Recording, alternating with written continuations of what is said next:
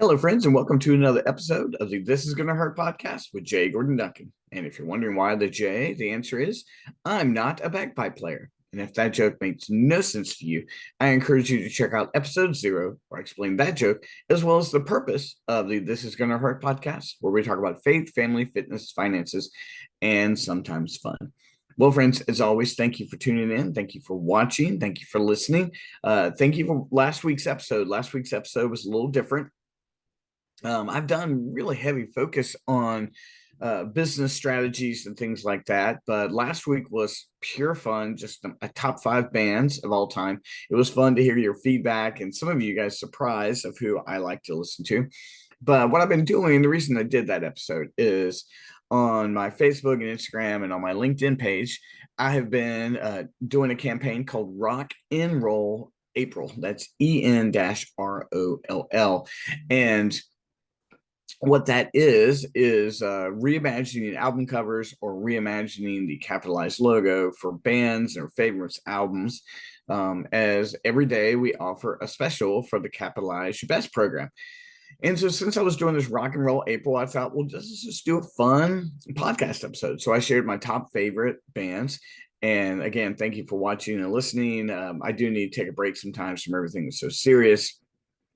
So again, I appreciate you tuning in. Now, last week, what an amazing week. I did 3 seminars in 3 days. Tuesday night was my very first mental toughness seminar in the Capitalize Your Best Facebook group.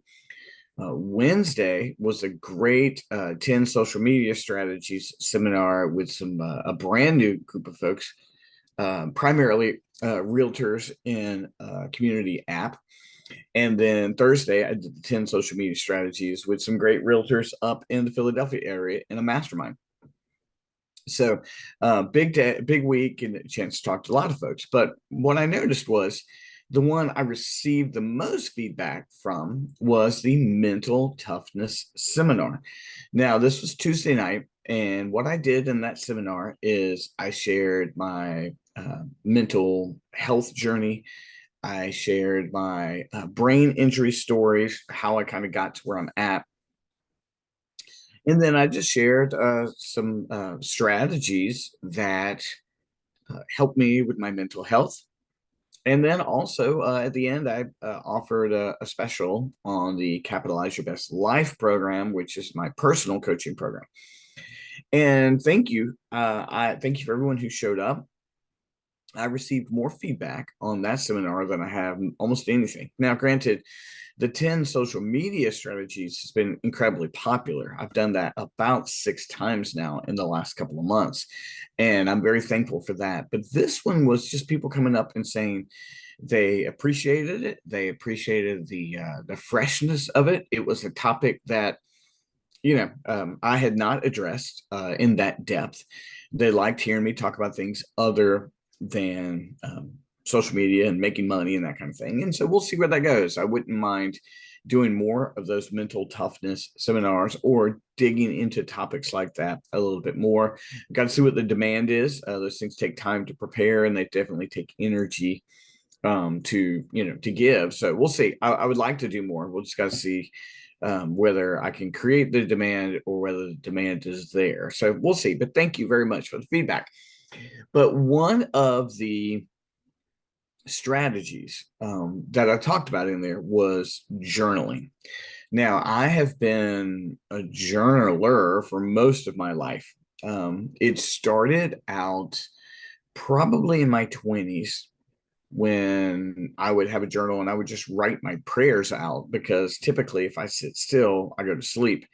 And anytime I just tried to sit still and go to sleep, to sit still and pray, I would go to sleep. So I began journaling, writing my prayers out. And then I did a form of study called scribing for a while, where I would just look at the Bible and I would write it out. So I had journals just full of Bible verses. And those were good mental health strategies for me. Well, after my seizures in 2012, 2013, 2014, and they began to be under control a little bit more, journaling became more important to me. And then in the last 3 years, they took another route. as it helped me focus on my career and my mental health. And so I want to share with you guys one of the strategies from that seminar. Now I have, and this is going to be blurry here. Actually, not too bad. I have these Capitalize Your Best journals. You can get them on Amazon. You can get them at a website called lulu.com. If you sign up for the Capitalize Your Best personal program, I give you one. And I use two of those every day. They each serve a different purpose. And I find this strategy very helpful for mental health and mental toughness. Now, in this one, this is the non-3 ring bound version. I don't like to use this one as much. So all I do in this one, and I do this about 4 or 5 times a week, is I write down affirmations. Affirmations are things that are true. There was a period of time where those affirmations were only biblical. And you guys, you can do this on a piece of paper. You can do anything by a dollar store journal. It's just how I'm doing it. You can do it any way you want. But journal affirmations are just things that are true that you're using to remind yourself. And in the Capitalize Your Best program, in the first module, we go through some mindset training stuff. And we do something that's called turnaround statements, which I can explain to you some other time. But I think it's important before I do anything else to write down the things I know are true. And so I did not share with everyone my own personal affirmations. Those are mine. But that's one of the things I do is I start that way and I start writing down my affirmations. And I write them down 2 or 3 times. When that's done, I get out another Capitalize Your Best journal. This is one with the spiral bound. I like this one a little bit more. I do 2 things. On one side, I go ahead and get business out of my mind.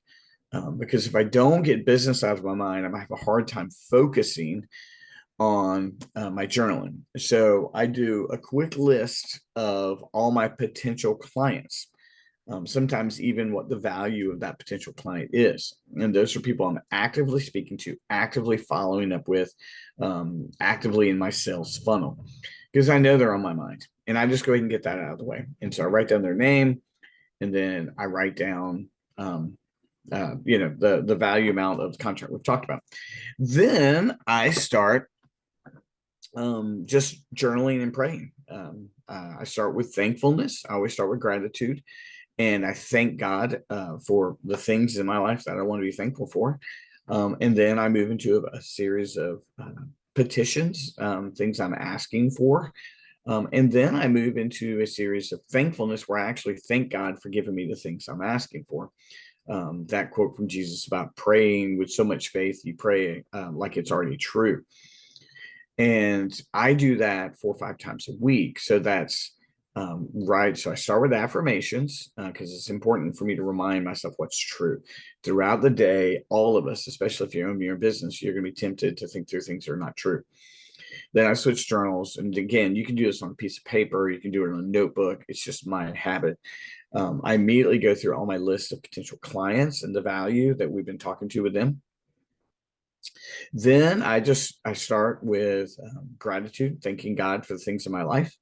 Then I go through petitions. I'm asking for help. And this is also just observations too. I'm just writing on things that I'm aware of in my life. It's not always thankfulness or petitions. Sometimes it's just like, this is the way things are. And then usually I end with thanking God for granting me the things I'm asking for. And what I found is this really, popular term, it centers me, it grounds me. I've reminded myself of what's true. I prepare myself for my day, and then I'm more apt to get started. I know that every person has a different journal or a different journal mindset, different journal practice. Mine is affirmations, sales, funny, gratitude, petition, observation, and thankfulness. And that's what I use. I shared this in the seminar and it got really good feedback because people found that it was a helpful tool for their mental health and their mental toughness. One of the things I mentioned in the seminar is that all toughness is mental toughness. You're not physically tough without being mentally tough. You've enabled yourself to do that. The greatest athletes in the world whom we respect are mentally tough athletes. So that's just a mental health strategy that's been really helpful for me. It's been, I think I really found this groove about a year ago, and it's ever evolving.